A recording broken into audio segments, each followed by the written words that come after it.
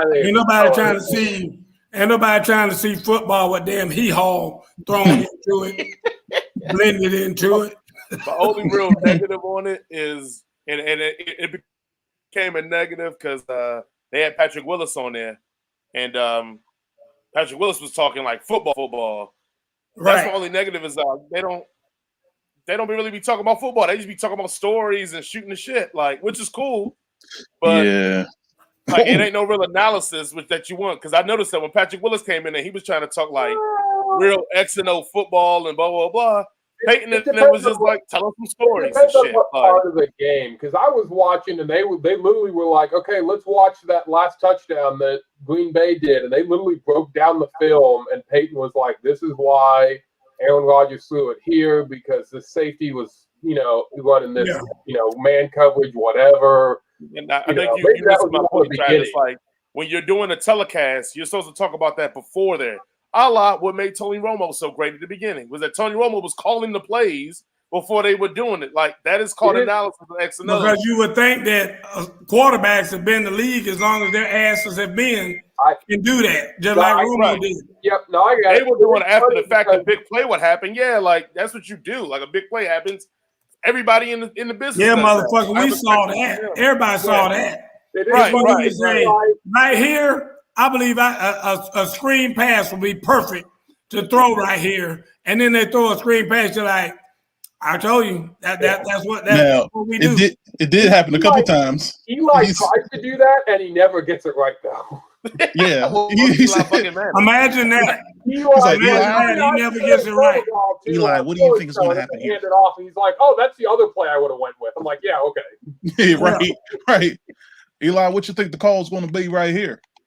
Well, they got to pass it. Oh, I didn't see that run coming.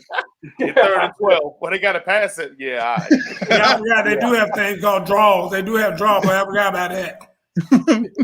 Man, I haven't seen Eli get a play call correct this whole entire time. I don't know how y'all can possibly watch that. You want to talk about the most sickening family in football is the damn Mannings. Archie's ass on down. Right, but Eli has not gotten one right. I can't stand none of them. I can't stand one of them. Now this coach usually runs the West Coast, so you're going to see a slant here by Devontae Adams. Okay, Devontae went deep. Yeah. Well, Eli looks like he got another one wrong. Oh well, they don't know the West Coast offense. Then that's what that is. They don't know the West Coast offense if he didn't run a slant. Did you guys hear the story about Peyton and when he was the quarterback in Indianapolis, and they were convinced that the Patriots had bugged their locker room? No. Yeah, I've never heard about that. He the year before the Patriots win the Super Bowl, and the Super Bowl was in Indianapolis, and so the next year, Peyton was convinced that the Patriots had bugged his locker room and just like the locker room in general, so that he would actually go into the shower and have him and the wide receivers have meetings in the shower so that any type of microphone couldn't, pick up any signal calls. I'm being dead serious. He literally said that on air. I don't think I would have shared that one. Yeah, he's shared that before. He's brought that up before, though. I've heard that before from him. Interesting. I mean, hey, you just getting your ass beat. Like, just take that ass. The Patriots the Chargers, the Steelers. Like, were they microphone and bugging you too, Peyton? Like, Jay, the next person say something about these damn Mannings, mute that damn mic. I don't want to hear nothing more about them motherfuckers. I can't stand them. There's another one coming up in the ranks now too, right? What? You ready for the next one that's coming up? Yeah. Next one, what? Next Manning. Yeah, I think he's supposed to go to Georgia, ain't he? He's down to 5 schools. He was at the Georgia game. He's a brother. He's another brother or a grandchild. It's Cooper's son, isn't it? Cooper's son. Oh, okay. Yeah. He's apparently like the number 1 quarterback prospect in this year's junior class. Yeah, but don't nobody give a shit about that. I mean, when they do that, no, them motherfuckers don't know shit. Don't nobody care about it. They doing that because his name is Manning. That's all. That's all. His ass to be a first-round draft pick just because his name is Manning and he played quarterback. That'll be the only damn reason. Probably. I can't say nothing because I got a few that play basketball right now. They're saying the same thing. DeJuan Wagner's son is supposed to be the top player in the sophomore class. And DeJuan Wagner had knee issues. All right, well, let you guys run with it. Have a good show. I'll be in the back. What's going on, McGee? I saw Curtis McGee's name pop up there a minute ago. Hey, Dad. Mr. Butler, what's going on? Right.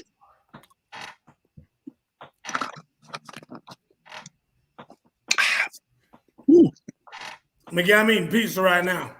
We about to get started here in a minute. All right. That's right. Don't mess with me, Travis.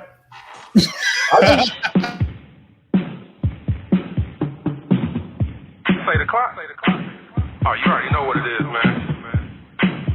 Ooh and J, they coming through. Straight no chaser. Straight from the hip. Straight from the hip, don't need no script, just need a microphone. My man Coach Boo gon' take you to the entertainment zone. They got the stats, the this and that to keep this show on point. And when we're done, we have some fun and rock this funky joint. So if you will, sit back and chill, give us a chance to show ya. If one of y'all would like to call, we'll talk just like we know ya. We take control, then start the roll, and then there ain't no stopping. It's time to dip straight from the hip. Hey, y'all, let's get it poppin'. Hey, welcome to Straight from the Hip. I'm your host, Coach Gerald Boo Mitchell, coming to you live from the Imperial Palace on Black Mania. Here with Mr. Travis Butler. Travis, what's going on? Oh, not much. Doing well. Trying to catch up on the sleep with little Ashley over here, but Yeah. doing well. All right, give us a Geraldine update. How's she doing? Ashley's doing great. 6 weeks old now, so she's just starting to lift her head up all by herself. So that's a nice little accomplishment. Did your wife make you take off your shoes and count your toes so you would know how old she was this week? No. And Gas didn't know last week. I remember that. Ooh, that was classic. I had a bad day. But yeah, she's doing good and sleeping just a little bit more every night. So that's always a nice thing for us. I hear her. Chocolate City, what's happening? Everything's good up here. No complaints on my end. Are they playing basketball up there in the city? Always. That's what I figure. I figure y'all are like 365, 24/7 hooping. Somebody's always hooping somewhere. Even during the pandemic. I believe it. I believe that. Maybe with or without masks. Without. I hear you. All right, folks, we're going to get started. We're going to Oh, Miss Carey, let me talk about Miss Carey real quick. I need her to watch this show. Now, she claims she's in Puerto Rico, and she claimed that she was going to call in. But here's the deal. She probably is in Puerto Rico because she probably was sent there by the Falcons to prepare for them coming there, because they'll be there in about another 3 weeks. They'll know that they're going to be there early anyway. So they just sent her there to go on ahead and prepare for them coming. Because it won't take but about 3 more weeks. And then, I don't know, because I don't even know who won that game as well. I've been waiting for this show for y'all to let me know who won that game, because I was busy. I wasn't able to watch it. I haven't seen any scores. So hopefully when we get to that segment, Irv, maybe you can let me know who won that game when we get to that segment. You stupid boy. Don't touch that one.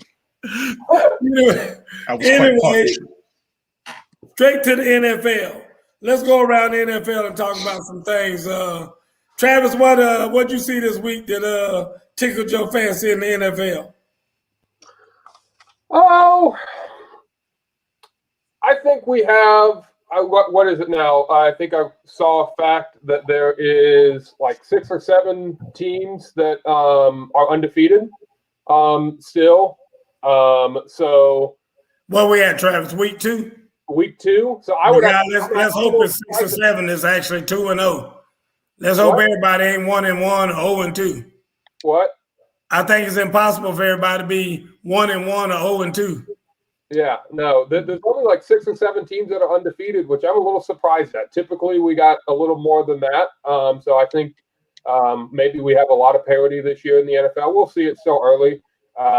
But Green Bay last night looked a lot better, and I think the demise on them that a lot of people say not here in this show, because I think everyone in this show all said let's wait on Green Bay, but I think they're going to be okay from what I saw last night. Well, one of the things I want to talk about was the big swings that we had this week. I mean, you had several teams who went from Hyde to Jekyll or Jekyll to Hyde. Over from 1 week to the next. One of them being the Packers. I mean, Irv, what do you think caused the Packers to be able to make such a big turnaround like they did? I think the matchup was just right for them. That first game, I don't think they really took the time to, and it was obvious they didn't get themselves prepared for that first game. But like they always say, the best turnaround is when you play a scrub team. Yep. Travis, what do you think? Yeah, I think they had the fortune of playing the Lions this week. And Aaron Rodgers doesn't lose to the Lions, and Aaron Rodgers isn't going to lose to this Lions team because this Lions team isn't very good anyway. So, I think it was just the Lions stink, and the Packers are a good team that just had a bad week one. Was it just that, or do you think that some of the chemistry was able to get worked out in the organization, not just the team? Because I think that more of the problems that they're having are with the front office and him, which can put a lot of stress on the whole team. So if they're being able to kind of behind the scenes work out some of those kinks, do you think that might have something to do with, him playing better? And he seemed a whole lot happier. I mean, he looked like he was playing that first game and somebody was holding his wife hostage at home or something. I mean, he just did not seem like himself at all. And then he seemed a whole lot more upbeat and a whole lot happier, laughing a lot in warm-ups and all that kind of stuff. So, Irv, do you think that could have had anything to do with it? Well, I'm not going to go as far as the wife part of it, but, I think mentally, everybody in his face about the offseason kind of drained them on that first game of the season. But, we'll see how it looks when they play the Niners next week. But, right as of right now, I think the Lions coming up was probably the best formula for them. And a home game too, right? Like, at Green Bay always helped. Their first game was on the road. Not even in New Orleans, right? They had to go to Jacksonville to play New Orleans, which is still a road game. So, being a home game, I think obviously helped them too. Okay. Another team that had a big day were the Carolina Panthers. I mean, you want to talk about looking like a good football team. I mean, I was shocked to see I was actually at the game to see them beat the brakes off the Saints. Irv, what do you think about the triumph of the Panthers? This game basically showed us who the Saints really are. I don't know. I'm still not convinced with the Panthers. Yep. Everybody was high and mighty on Jameis, and then he played a more. Okay, better. Hold on. I gotta stop. What? You said everybody. I'd be damned if I was. I don't Okay. you even go there with no everybody. 75%. Damn well, 75%. I wasn't high on Jameis for nothing. 75%. Is that a little better? Okay, 80. Because it was a lot. Everybody talking about how, he's back 5 touchdowns, even though he threw 100 yards. Yeah. But I think that game was more on how bad the Saints could actually be more than how well the Panthers looked. But the Panthers are tough, though. What do you think, Travis? Yeah, I'm not sold on the Panthers yet, right? Game 1, they get to play the Jets. I know it's an NFL team, but let's face it, they're one of the bottom 5 teams, I think. At the end of the year, they're going to be one of the bottom 5 teams. And then this week they play the Saints.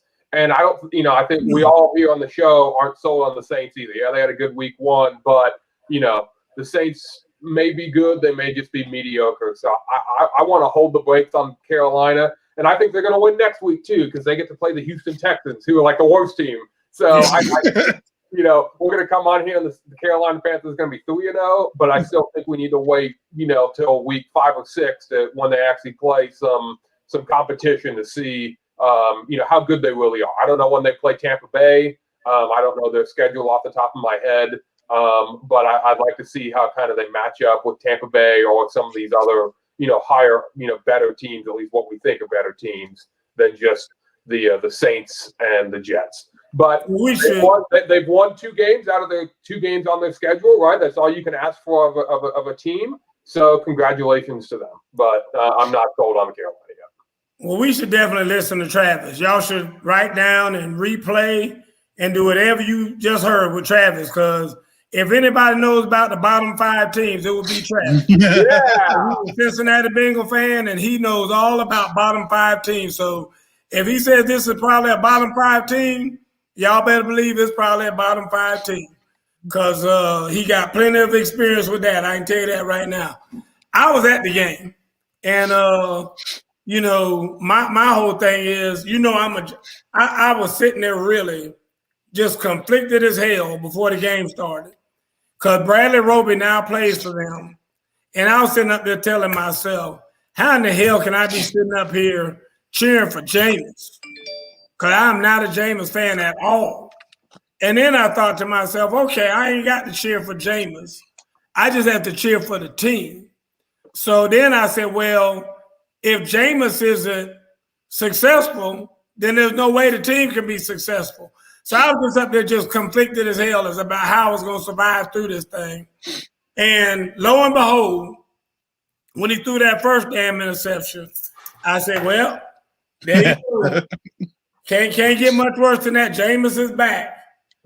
And then that last interception, dude, having been sitting right there, and being like probably no more than 20, 30 yards away from where the interception actually happened, I'm sitting there like there was nobody wearing a jersey that looked like his, even remotely around the area. I'm like, where is he throwing that ball? Dude, I'm serious. I wish you could find that last interception, Jay, because it was so bad. There was nobody around it. The best thing happened all day was Bradley Roby got a sack. And like I said, other than that, the Saints look like boo-boo. Now let me say this.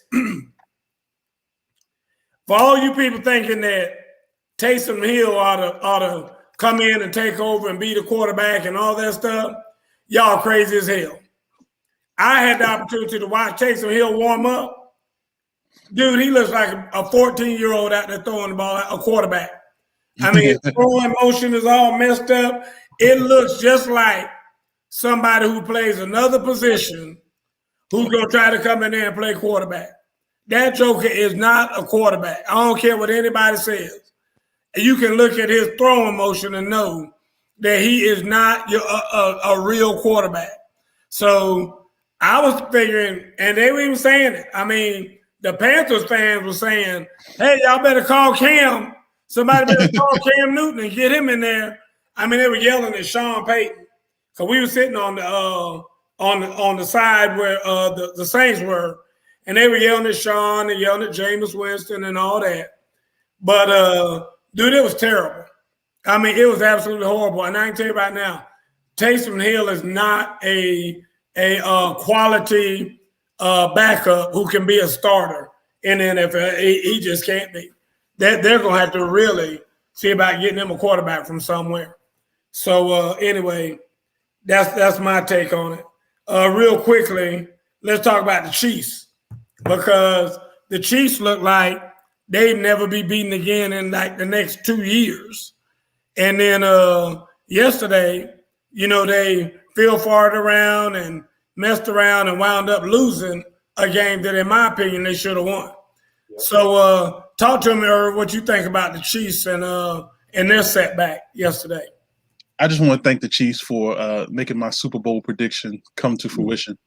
The fact that the Baltimore Ravens have won their first game on the route to the Super Bowl. I appreciate you, Kansas City. Dude, I'm just gonna pray. I'm just gonna pray that they have to play each other again. Cause you want to talk about beating the brakes off their ass. I mean, seriously, I would give.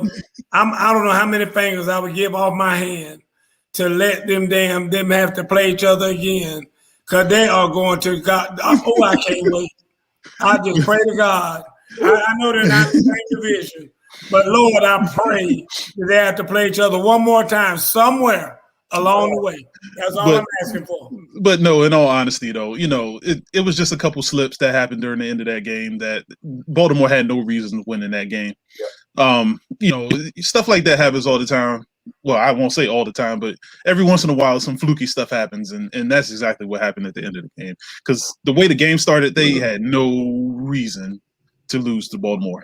Let me read these notes real quick. Jay wants to know: does anybody want to give Sam Darnold any love? Yeah, he knows I'm a Darnold hater. Next question. See there? What about Travis? Travis, you want to give your cousin any love? No, I don't want to give my cousin any love. Yeah, he ain't. I can't give him no love. I'm gonna tell you that right now. Now I will say this: Lamar Jackson threw the ball better than I've ever seen him throw it. He has some pretty sharp out there for what they do. Terrible ones for what they do. Even his little jump pass for what they do, he threw the ball very well and very accurate. And so look. You got to talk about them when they're bad, but I think you equally got to talk about them when they're good. And yesterday was a good day. So I'm going to take my hat off to them because they don't do a lot. They don't do anything fancy. That was just a little quick out right there, little simple things. But he held his own. He did his thing. I can't say anything bad about him yesterday. He looked like a caliber, MVP caliber quarterback yesterday. So I'm gonna be that way about it. I think the biggest thing that Lamar did, especially in the first half, was he kept Baltimore in the game. Right? He didn't let the Chiefs just get out to the unbelievable lead that you're going, well, Baltimore's not going to win now because they're 3 touchdowns ahead.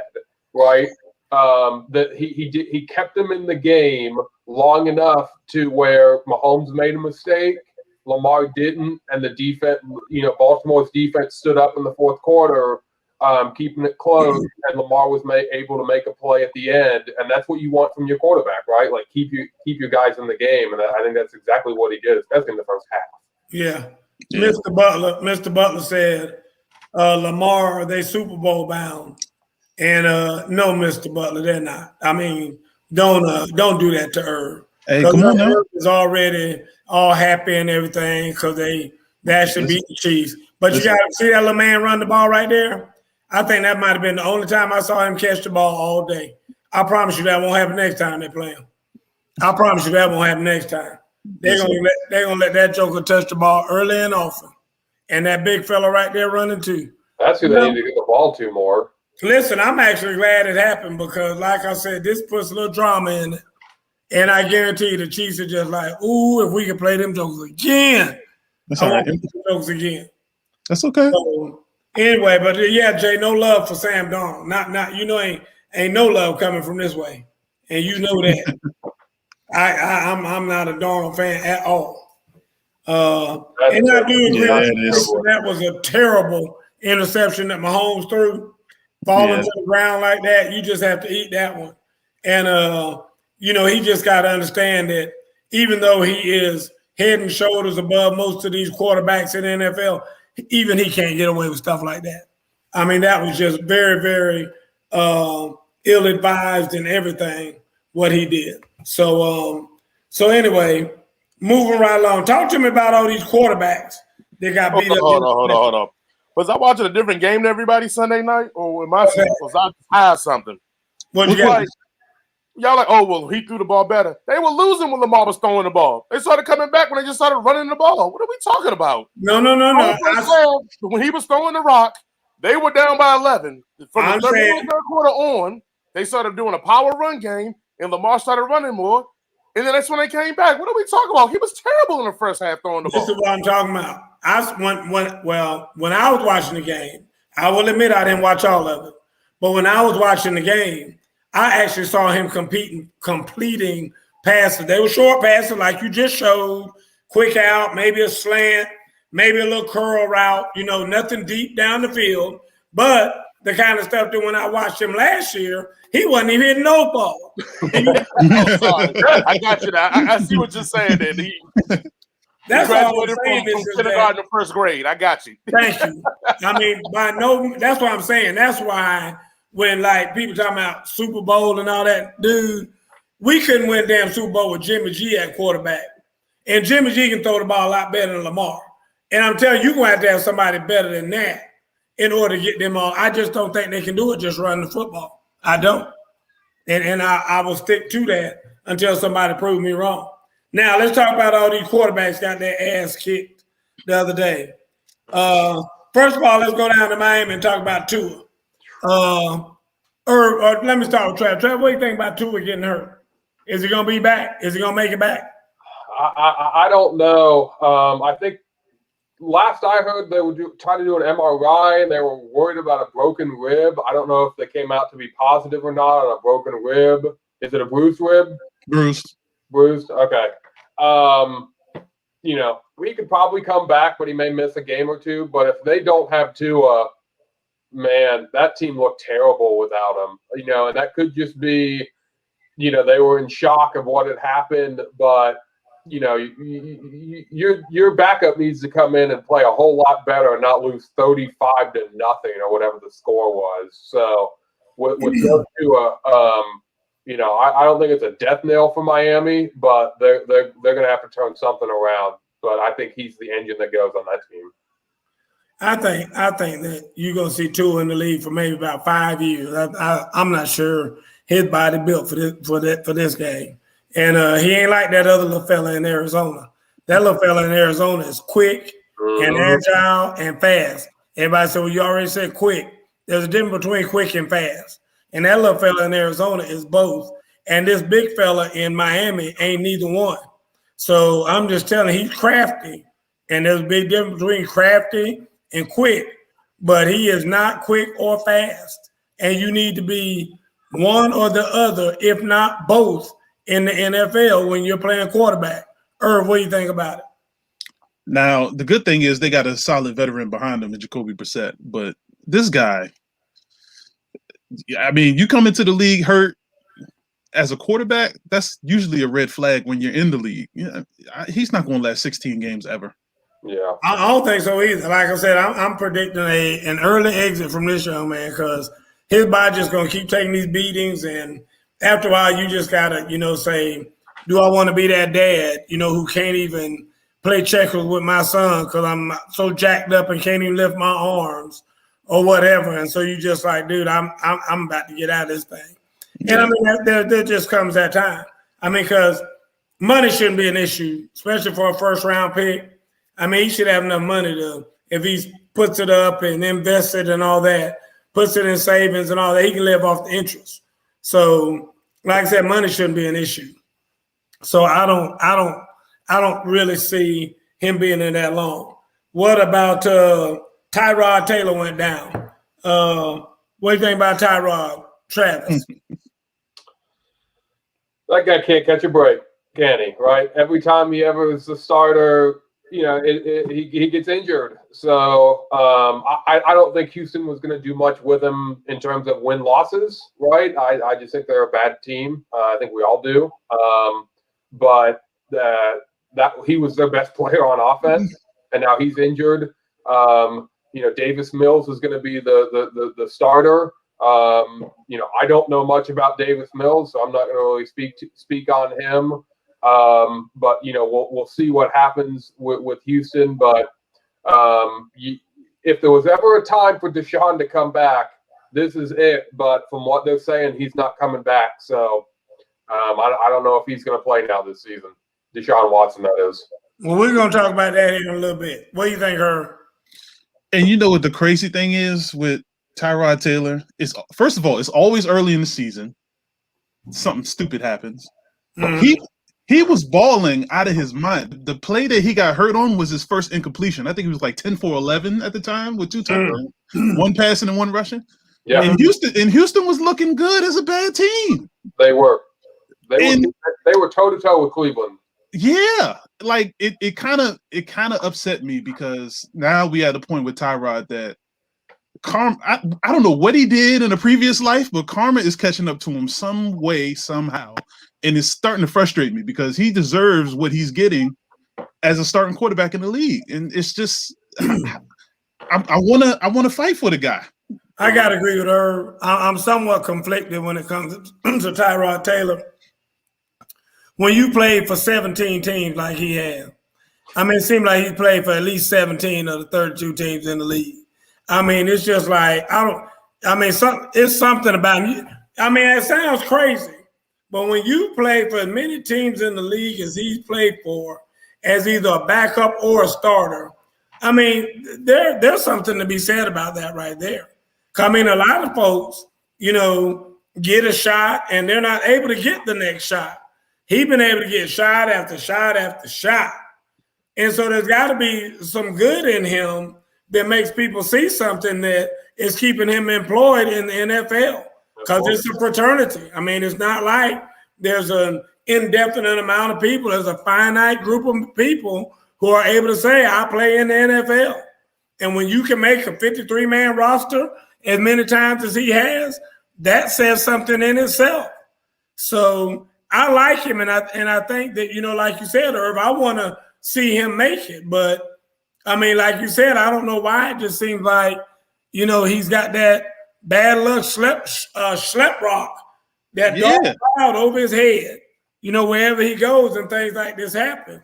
So I'm not sure. I haven't heard exactly what's wrong with him. Or does anybody know what is the problem? It's a hamstring. Hamstring. So they definitely put him on IR to rest it up.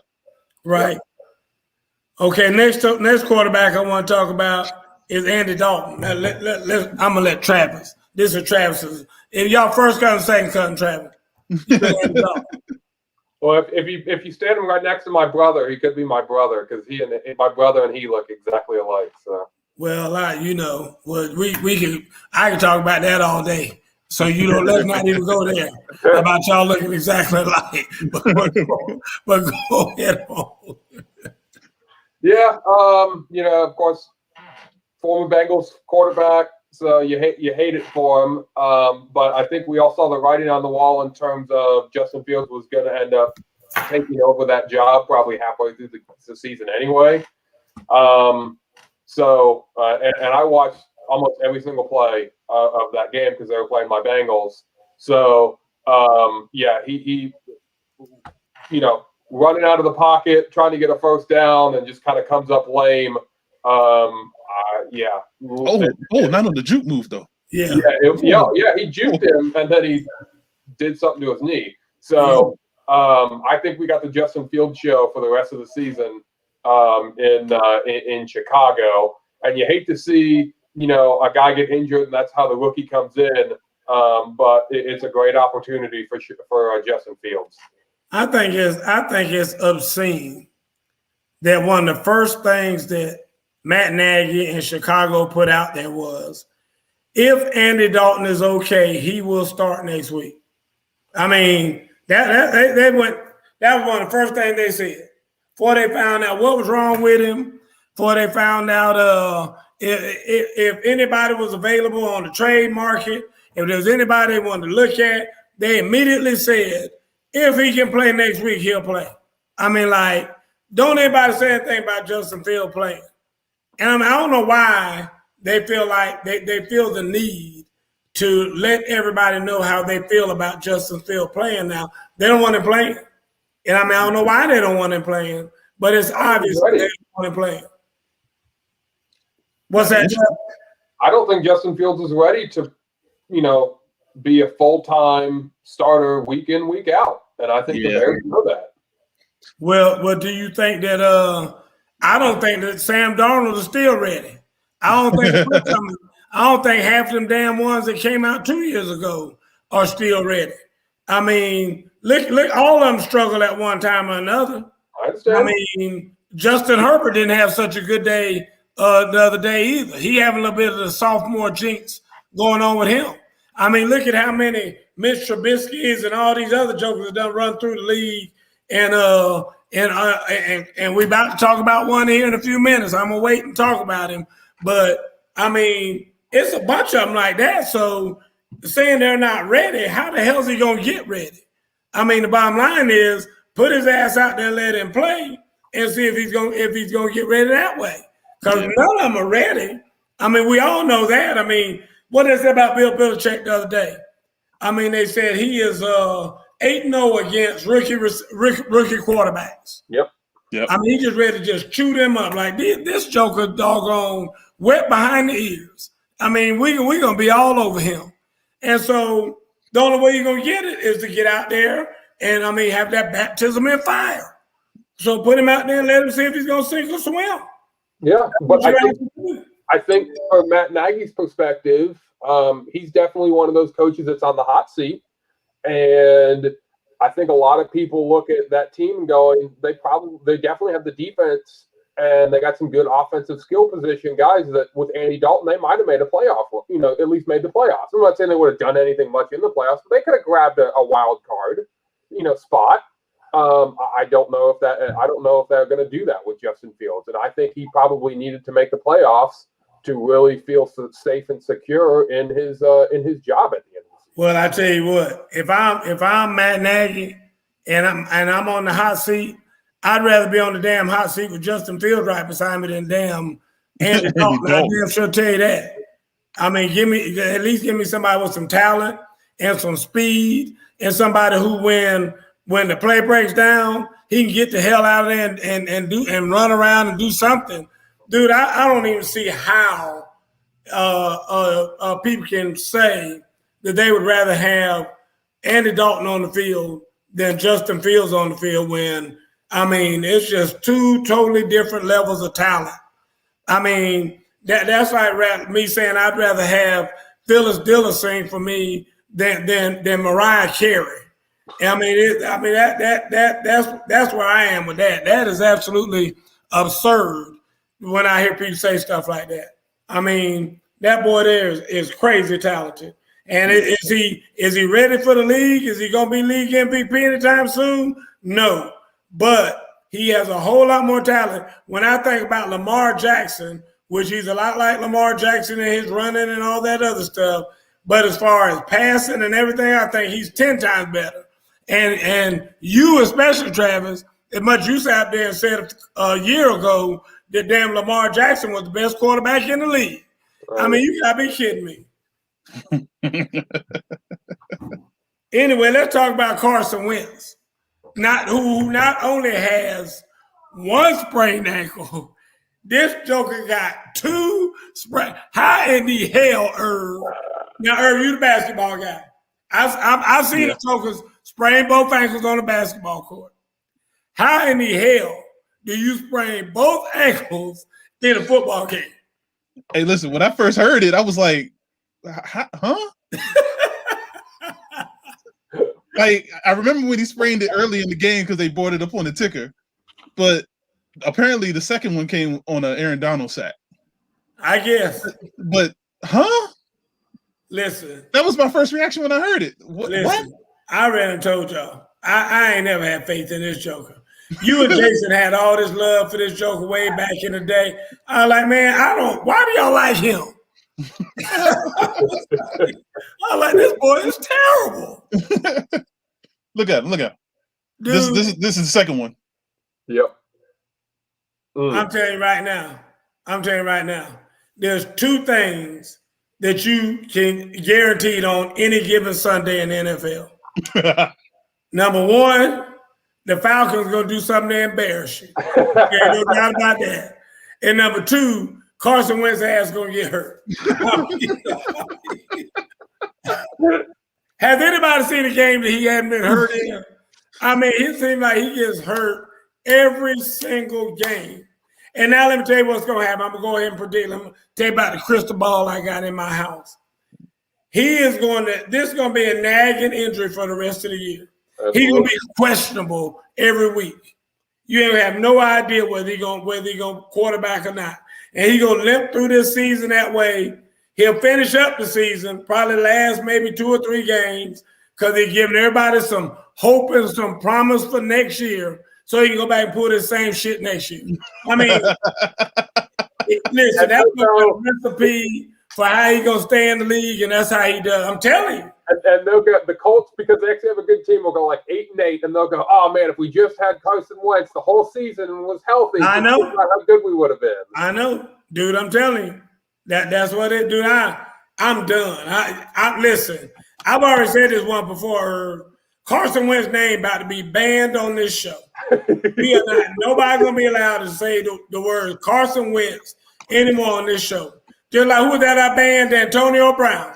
I banned his ass too from being on this show. Yep. Carson Wentz about to join that list. Jay, start that list up back there in the back. Because we ain't gonna talk about no damn Carson Wentz again. I don't give a shit if he come back and be throwing dimes for a game, because he's been known to do that. Yeah. But then after that, same old Carson Wentz all over again. You know, he done got turf toe, or he got a hangnail on his throwing hand, or it's always some kind of something. You know, he went to the eyelash place, and the lady took too many eyelashes out, and they fell in his eye, and now he can't see. It's always something with Carson Wentz. I am so tired of hearing about him. I don't know what to do. I mean, just please somebody get him out of there. And I will say this, because we talked about this earlier. Travis brought it up. Dude, somebody's got to figure out what they're going to do with DeShaun Watson, because it is too many suckers out there in the NFL. DeShaun Watson, on every list I've ever seen of current NFL, has been in the top 5. Yep. Been in the top 5 quarterback. You got a top 5 quarterback that's sitting around doing nothing when you got all this trash out here. I mean, some of just pure garbage. You know, you talking about Chicago. You got Dalton, or a rookie who's never been out there before, and then you got DeShaun Watson ass sitting up there doing nothing. You know, you got Tua down there that's going to be retiring in the next 2 or 3 years down there in Miami, and then you got DeShaun Watson doing nothing. I mean, so now who in the world they going to have in Miami down there now Tua's out? Jacoby Brissett. Jacoby Brissett. I'm going to say this again. Who? That's my point. You got Jacoby Brissett down there while DeShaun Watson sitting up there playing damn checkers in Houston.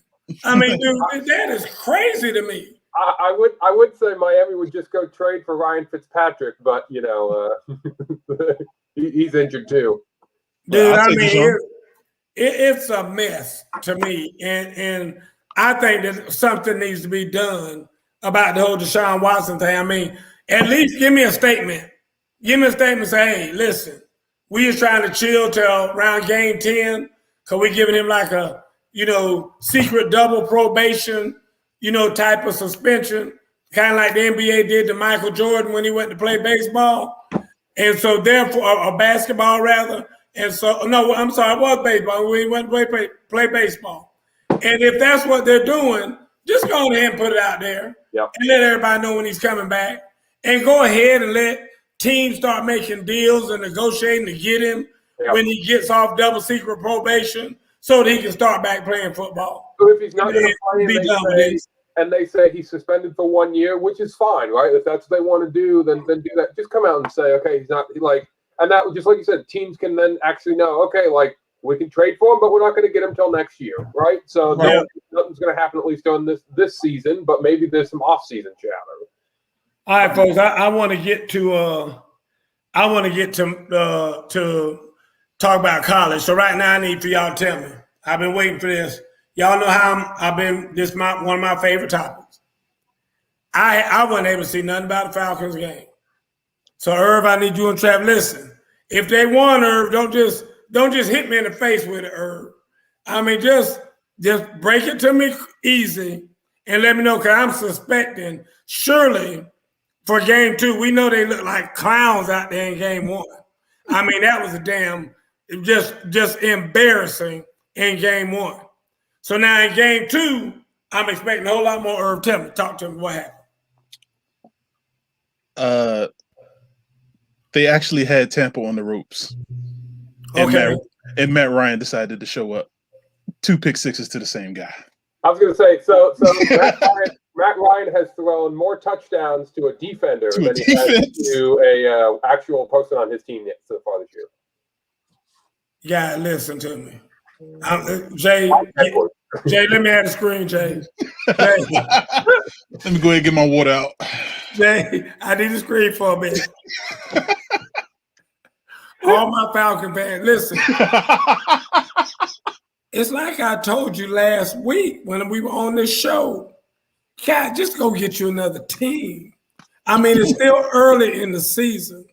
I mean, they can have some of these adopt-a team websites and all this other stuff. Just go. It's like you know, your old dog just died. He's 18 years old. You know, his knees were broken and all this, and he ran there crawling around on his elbows and all that. It's time to get a new dog.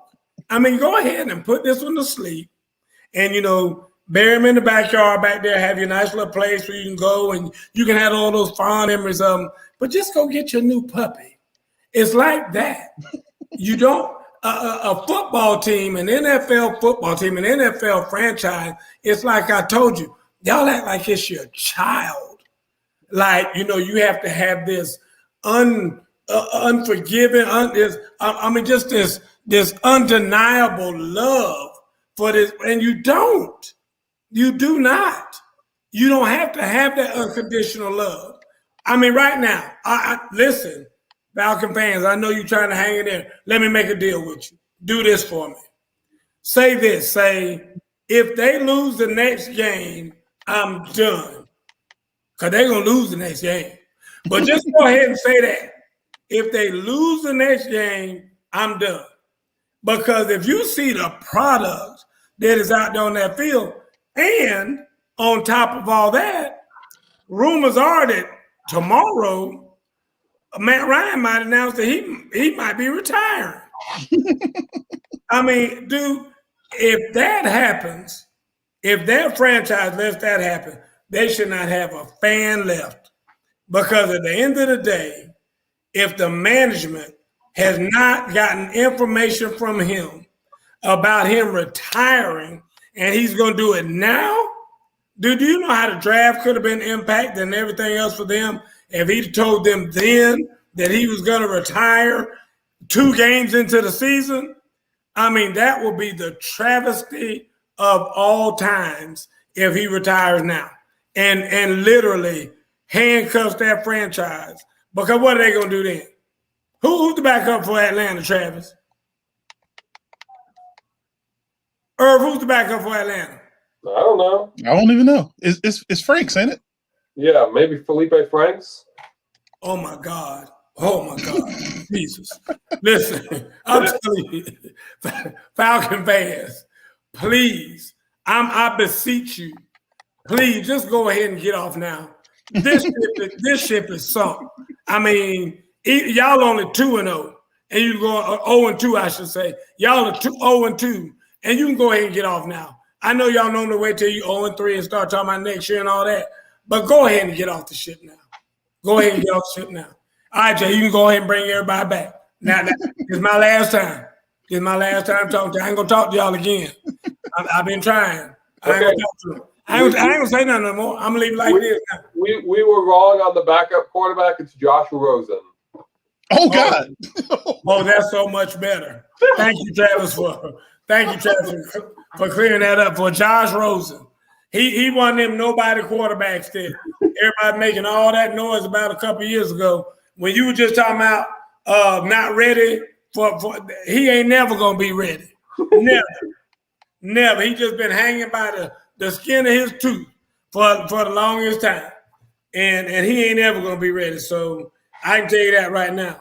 I do want to mention very quickly some very notable other injuries around the league. Jarvis Landry, Travis. Yep. Mm-hmm. He might be out for a little while. Yep. I think Chubb, the running back. Is that not right? Bradley Chubb. Chubb, defensive end. Oh, the defensive end. Okay, yeah. I was thinking it was the other Chubb. Yeah. TJ Watt. Big. That's huge, especially that contract he just got. Dalvin Cook. I think Dalvin Cook is out. Injury report I read today said Dalvin Cook is out. And last but not least, because he's on my fantasy team that my son picked for me, Amari Cooper. Yeah. They're saying is out. And Amari Cooper went off the first game of the season and had me in hog heaven. And now he's all of a sudden, he's out indefinitely from what I hear. So anyway, folks, we done talking about NFL football right now. We're going to try to slip down and get in Travis's zone. This is the Travis zone. We get in here talking about college football. And all I'm going to say this. Florida gave Alabama a run for their money the other night. Yep. So, I'm not sure I'm ready to tip my hat to Florida. I think more so I'm ready to say this, and I'll let y'all comment on this. Who in the hell is the number one team? Is there just a dominant number one team out there? I mean, college football looks as mundane to me as it's ever been. I mean, it looks like everybody's hurting. I mean, every team I see has so many flaws. The players don't look as good.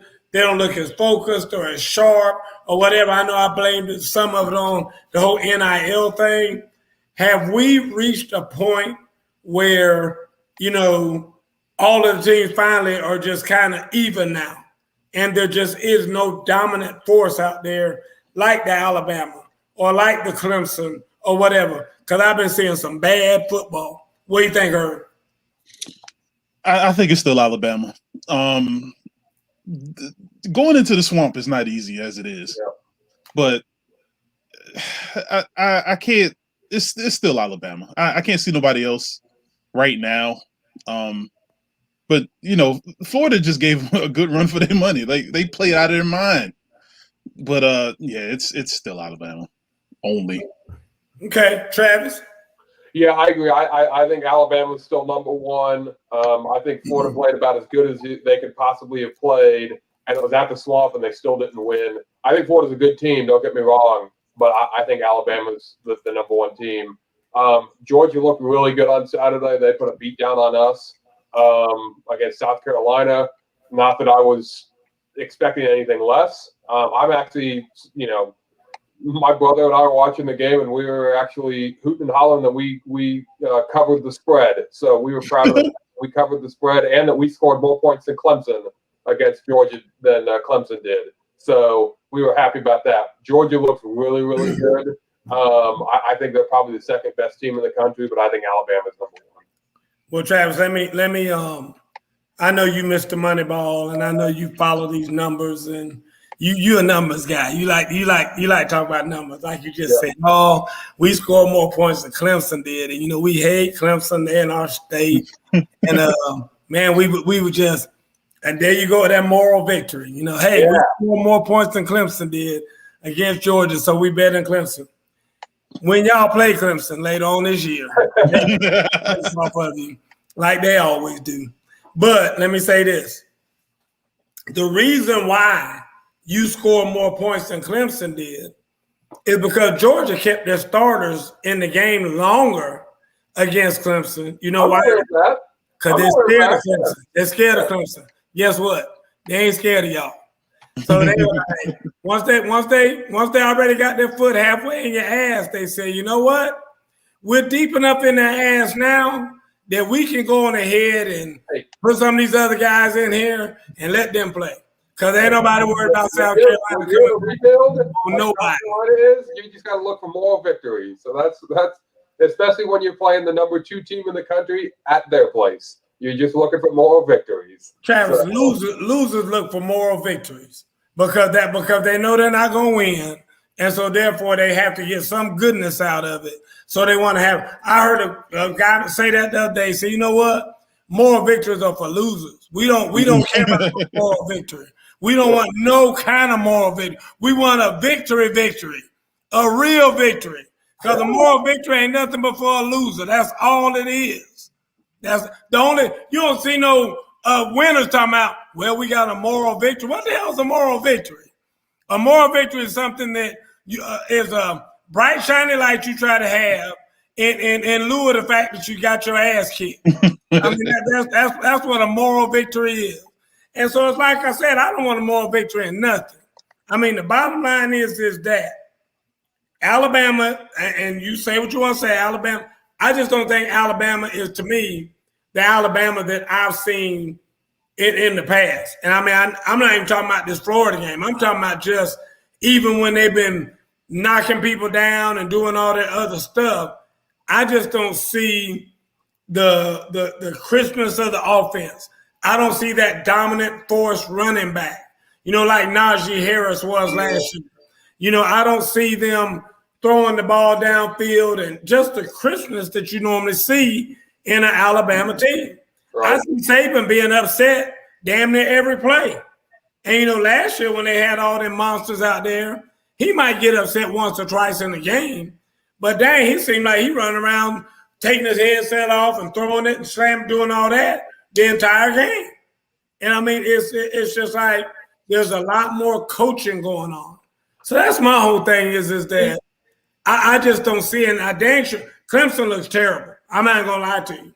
I think Clemson looks really bad. They played some scrub team the other day, and again, they look bad when they played them. Yeah. So, I'm not seeing it. Matt Cowlett says Ole Miss is the giant killer. And I tell you what, though, and I'll say this, there's a lot of people who said that. A lot of people have pointed to say, hey, it's going to be interesting seeing Ole Miss and Alabama play. So I think they're on the schedule for this year, and they're saying that that might be the game to watch. October 2nd. Yeah, I'm not. I'll be honest with you. I don't necessarily think it is either or, but I think it's interesting that so many people. Of course, listen, I don't follow nothing in Mississippi, so I mean, the bottom line is I don't know if Ole Miss might be the bomb. If they are, I don't know anything about it. Mississippi State might be the bomb. I don't know anything about them either. Because I'm just not a Mississippi guy. So I don't know. But I think it's interesting that Matt said it here and several other people have alluded to that in the media. So that should be very interesting. I think the reason a lot of people like Ole Miss to at least, compete with Florida is just because of the amount of points that they can score because of their offense, right? Like they can put up 50 points. My problem with Ole Miss is they consistently don't have the defense that they may put up 50, but they give up 55, especially against a good team like Alabama, a team that is, just superior players that they still give up too many points. Okay. Now, apparently, that only 2-3 games in, their defense has looked better than I think it ever has been the last few years. So we'll have to see with Ole Miss, but. Until that defense kind of, really improves, I think that's just going to be a shootout like it has been the last few years where the score ends up being, 55-45, but Alabama still wins. Okay, let me ask y'all a question real quick because we got 6 more minutes left. Whose seat is hotter right now? The coach at Florida State or the coach at Nebraska? Ooh. Whose seat is hotter? Florida State. Nebraska lost to Oklahoma. Florida State, and I'll tell you the reason, at least in my opinion, why, is because Nebraska's coach Scott Frost is an alumni of Nebraska. So I think he can probably buy himself one more year as an alumnus. I think Mike Norvell may be fired before the end of the season. He might. If they lose to Florida and or Miami, his ass will be gone. I can tell you that right now. I mean, he gonna lose every rival they got. They're not going. I don't know if you've looked at their schedule. They still have Florida, who's ranked, Miami, who's ranked, North Carolina, who's ranked. Games right there. Well, let me tell you this: that ranking don't mean a damn thing. Like somebody said the other day, I heard it was Tim Tebow. You hear Tim Tebow the other day? He said, What kind of wins has Alabama got? And Stephen A. Smith was like, well, they went against this team that was ranked. He said, they ranked by the Associated Press. The Associated Press don't know nothing. He was arguing with Stephen A. I guess he forgot where he was. He damn sure he said, the Associated Press is trash. They don't know nothing. And he's right. And I agree. I mean, listen, I said on this show a long time ago, after the top 5, I don't even care about the rest. It don't even matter. You just insert your school's name here. I mean, if I was thank you, Herb. If I had to vote, Cincinnati. If I had to vote, I would put Vanderbilt. I'd be about Vanderbilt's number 6. Coastal Carolina. My number 6 team is Vanderbilt. I mean, put your alma mater in there. Don't matter. Michigan State. Michigan? Yeah. Nah, I thought we were going to do that again. I will say this real quick to Jason. That's Jason back there in the back. We talking about first take, Jason. I agree. I hope that Max Kellerman took himself off that show. Because the way they used to beat up on him so bad between Kendrick Perkins and Stephen A., I was like, man, that's just not right what they do to Max on that show. So I'm hopeful that Max took himself off of there. If Stephen A. had anything to do with him leaving, I feel bad for Max. I'm just going to say that. But because I like that show, but it's not as good without Max on there to me. I enjoyed the little, the little wars that they had and everything else. And it seems like it's just not the same without Max on there. But Travis, give me some from this past week. Give me your top 3 games and the way they finished from this past week. In terms of anyway, I actually did write down 3 games to talk about. 1, Alabama beat Florida. We already talked about that. Yep. 2, Penn State Auburn. Really good game. Really good win by Penn State, beating an SEC school. It was at Penn State at night, but that's a good win for the Big Ten too. Right now that I agree. I'll agree with you on all that. And I'm a James Franklin fan. Yep. And then last but not least, another tough blow for the Pac-12. UCLA loses to Fresno State. So the dude, that's what I'm saying. That's my point. Pac-12 is now down to 1 team, and that's Oregon. UCLA earlier this year beat LSU. Yep. And then they go and lose to Fresno State. I mean, that's what I'm talking about. It's just like, dude, everybody just seems so average and just so bland. I mean, it's crazy. Now, let me ask you this real quick. Will James Franklin go to USC? No. I don't think so. Nah. Okay. I would just say this to all you naysayers. Every coach I've talked to said that James Franklin's wife, I think she's from California. Okay. And I think she's trying to get back to Cali. So they could be you have going back to Cali. That we don't have. So, So I'm just going to say that. I'm just going to put it out there that might be going back to Cali. Oh, boy. So I wouldn't be surprised if he made that decision. I heard that she is not crazy.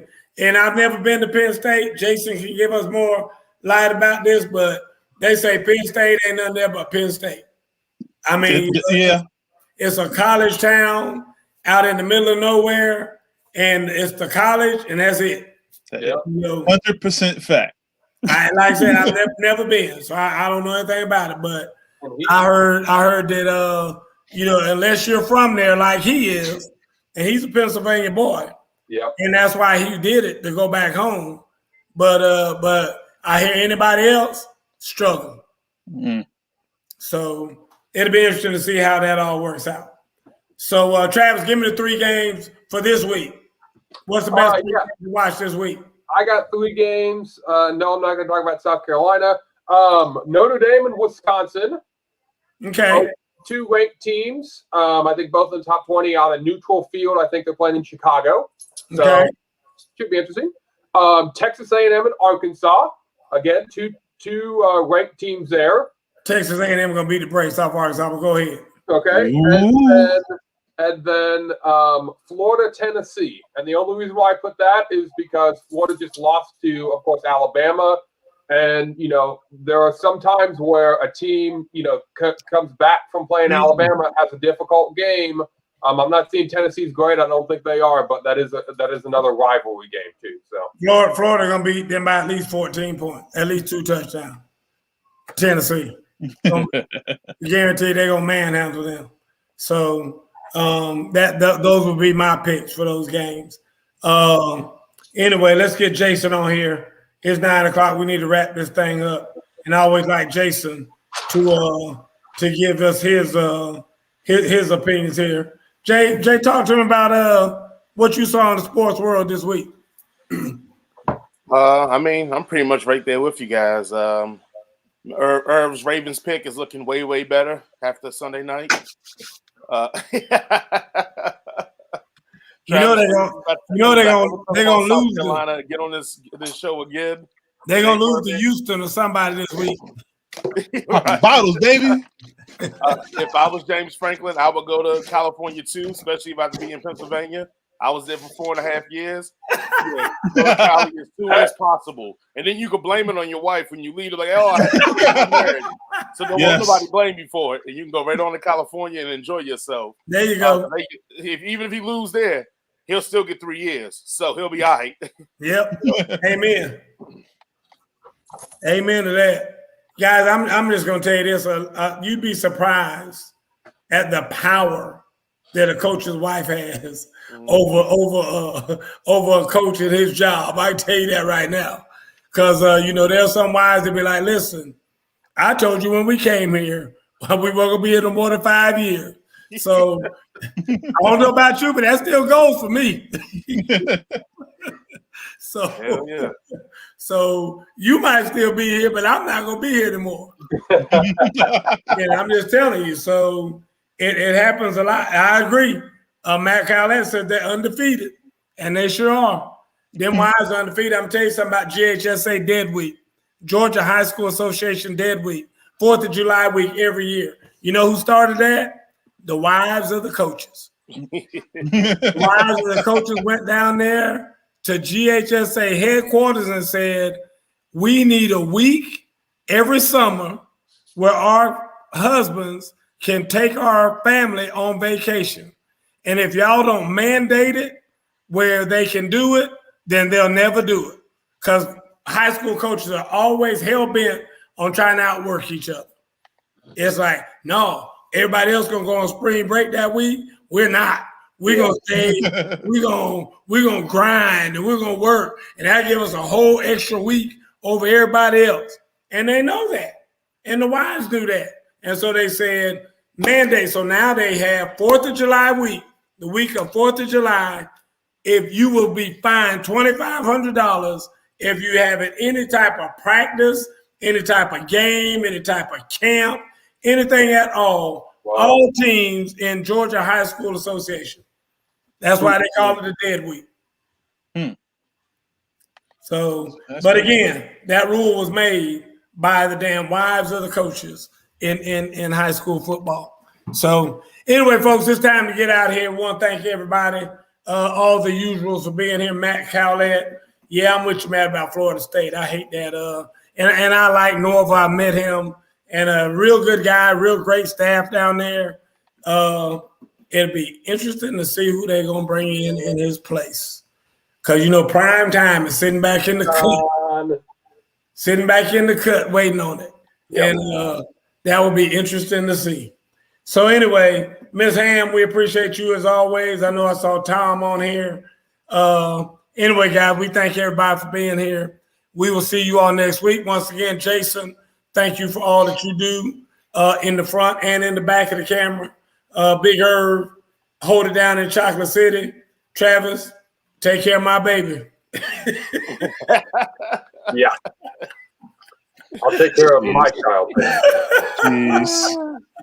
All right, man. We'll see y'all later. Have a good one. Good night, Miss Francis. Straight from the hip.